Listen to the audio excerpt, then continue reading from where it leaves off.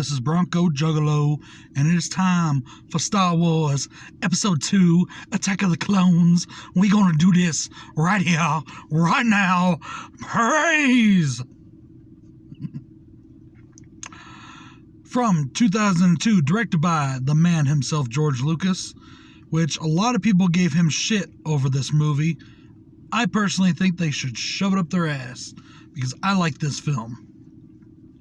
Now, it is one of my least favorites in the franchise, but that doesn't really mean a lot because I love this whole franchise. Picking up 10 years where the last film left off, we are introduced to a new character, Darth Tyrannus, also known as Count Dooku, who is our new visible bad guy. Darth Sidious is still behind the scenes. We don't know what's going on with him yet, this Dark Lord. Those of us that are Star Wars fans know exactly who he is. But there is somebody pulling the strings behind the Republic, and there's somebody out front leading this new separatist movement that has separated itself from the Republic, and the Republic now stands on the brink of civil war. So an army of clones is created to help the Republic and help the Jedi that are spread so thin throughout the galaxy trying to keep the peace. Senator Amidala is being targeted by assassins that she suspects come from Count Dooku, but we're not really sure yet. So the Jedi Order launches an investigation, and they assign to protect her and to investigate Obi-Wan Kenobi and his new Padawan learner, Anakin Skywalker. Well, not new, he's been for 10 years. A Padawan learner, for those of you that don't know, is a basically Jedi apprentice or a Jedi in training. Anakin Skywalker is now played by Hayden Christensen, being only a few years after the last movie, but 10 years in storyline, they needed somebody older. Now, Hayden Christensen has caught a lot of shit, especially for this movie, about his acting, his dialogue, all that kind of stuff. George Lucas has caught a lot of shit about the dialogue, especially during the romantic scenes. Myself personally, those are not my favorite scenes, and I do feel that this is one of the weaker entries in the franchise, but I still love this movie, so it doesn't really bother me that much. I really don't have it as a con, so to speak. I enjoy this movie enough, and I love it enough that stuff doesn't bother me. Plus the dialogue, now, I kind of give Hayden Christensen a pass, because he was a young actor at the time. He didn't have a ton of experience, I really do. The dialogue, I like the dialogue. I don't see why people get all pissy about the dialogue. That's the way young people in love talk. I think that a lot of Star Wars fans forgot what it means to be that age. And people seem to forget that he's only 17 or 18 in this role. So, give him a break. Jesus Christ, I'm sure that when you went to your first girl that you were trying to talk to, I'm sure you were real eloquent, And that's what they try to do. Young people try to be eloquent. They try to be fancy. They try to, express themselves grandly. And it doesn't always work. And that's what George Lucas was going for, and I think he nailed it. That's just my opinion, though. You guys can think what you want. Lucas modeled Palpatine's rise in power. Those of you that don't know, spoiler, Palpatine, Darth Sidious, same person. Emperor Palpatine in the later movies. He's Senator Palpatine now. But he modeled his rise of power to Hitler's. That's his model for it. Whereas Hitler was very good at oration, just like Sidious is. Hitler used his brown shirts and his SS to bully people when he was just a little political leader into getting him elected. Palpatine did by manipulation. But it's a gradual rise to power where they pulled strings and they made it happen. And that's what he modeled it after, and I think that's really cool. I think that it's a great example, and it's a great lesson for all of us out there. This is the first film in the franchise that was actually beaten out in the box office for its year. Every other year the Star Wars movie has come out, except for this one and Solo, they were the highest grossing films of their years. In the case of this movie, it was beaten out by Sony's Spider-Man, the first one, Harry Potter and the Chamber of Secrets, and Lord of the Rings, The Two Towers. So in my opinion, some worthy contenders. I'm still very happy with it. It still made about $700 million, somewhere right in there. Maybe a little less. I can't remember exactly, like 680 or 700, somewhere in there. So, you know what? It's cool, whatever. It's still a good film in my opinion. I like it. And it is supposed to still be getting its 3D release, just like Venom Menace did. They did push them back to concentrate on this new trilogy, but eventually it's supposed to get its 3D release. The Imperial March that we first hear in Empire Strikes Back was tweaked and redone just a little bit to put in certain scenes so it's a foreshadowing of the things to come. And I really like that. And that leads me right into my pros. I love all the foreshadowing to the Empire and all the foreshadowing to the movies that are coming that's in this film. This is probably, in my opinion, the richest story part of the franchise. Well, at least in the prequels. The richest, that's how I should put it. The richest story part in the prequels. Now, we all know the story that is going to happen because we know about the fall of Anakin Skywalker. We know about the rise of Palpatine. But this one really gives us an inside look at it, and I really do enjoy that. The next one, too, to a degree, but this one is the one that really gets in there. I love Christopher Lee, who plays Count Dooku. I think I forgot to mention that. I also forgot to mention this was directed by George Lucas, again. And it came out in 2002. Did I forget to mention any of that? I think I may have, because I've been having some camera issues today. I don't like this new camera. I can't wait to get enough to replace it. I really don't like it. I think the performance of Christopher Lee is great. Now, a lot of you out there, especially my buddy Sean, are big Hammer fans. I've never seen a Hammer film as far as, like, well, I think I've seen two. I think I've seen two Dracula Hammer films. But that's where Christopher Lee made his, his name. Well, Christopher Lee is also an expert swordsman, and I thought it was really cool that he was in these movies.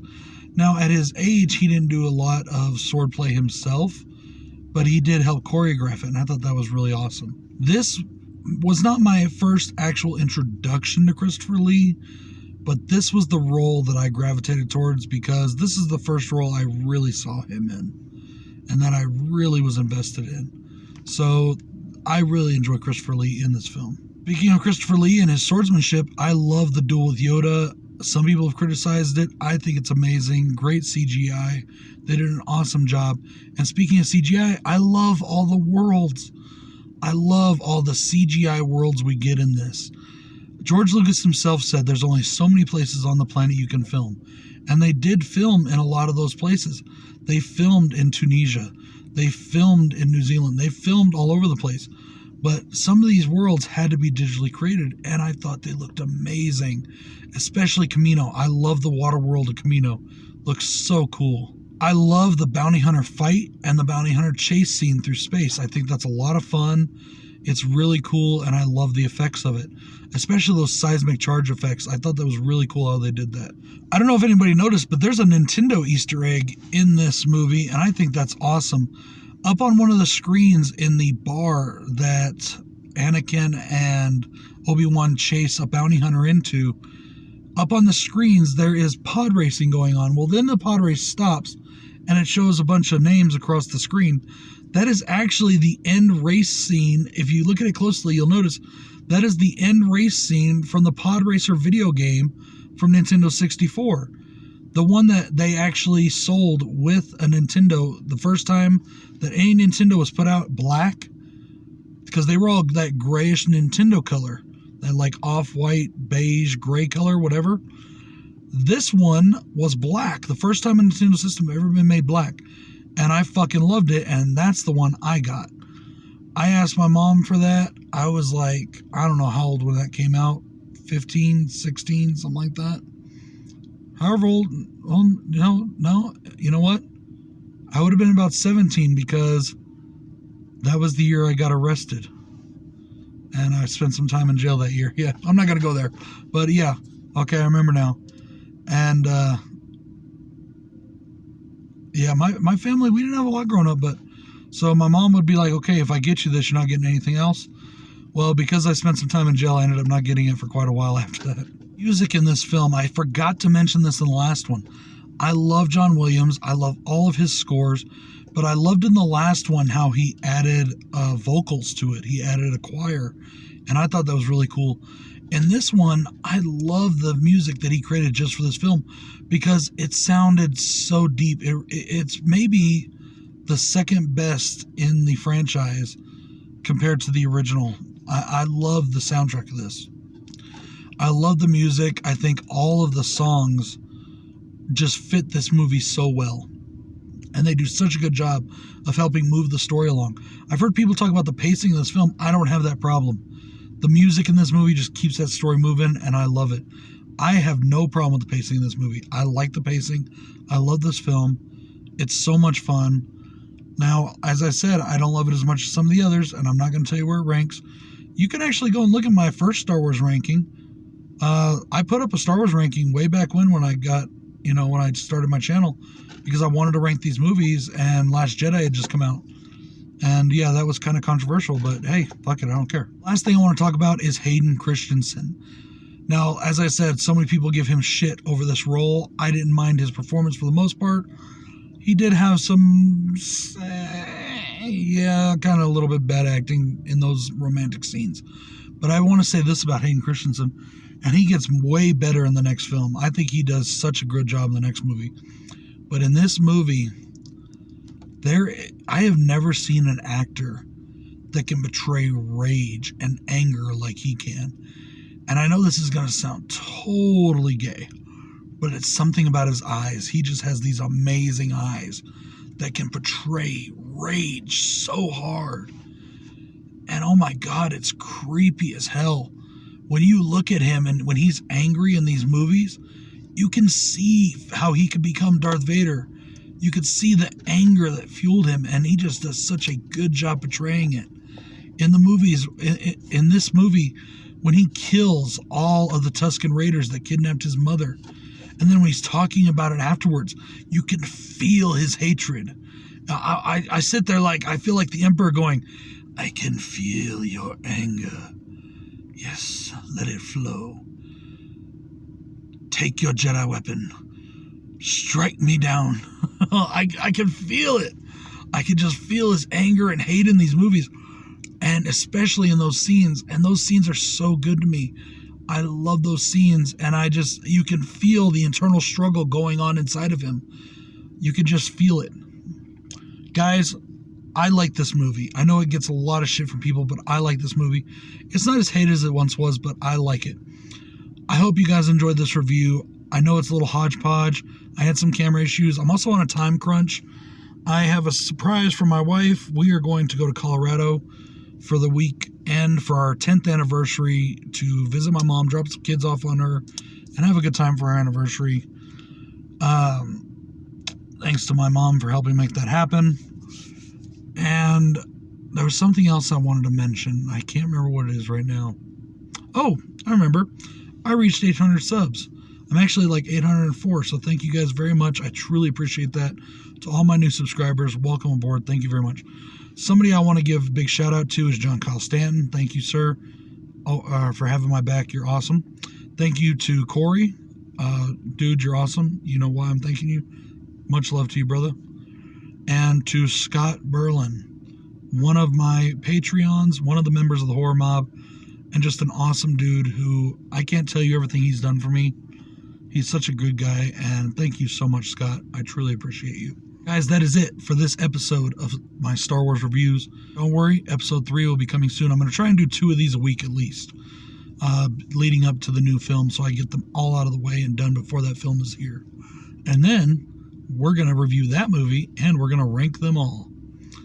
Because my last ranking didn't have Solo in it, so I might as well, right? This is BroncoJuggalo saying, may the Force be with you always. Peace. I've hated up to here with all the fake shit. Fake friends huddled up, that's a snake pit. King Kong about to rumble on some ape shit. Stab you with some scissors, call it great clips. Fuck your little sister, she was a great bitch. Don't get it twisted, she was of age, bitch. In a spaceship, flying through the Matrix. Yeti cup.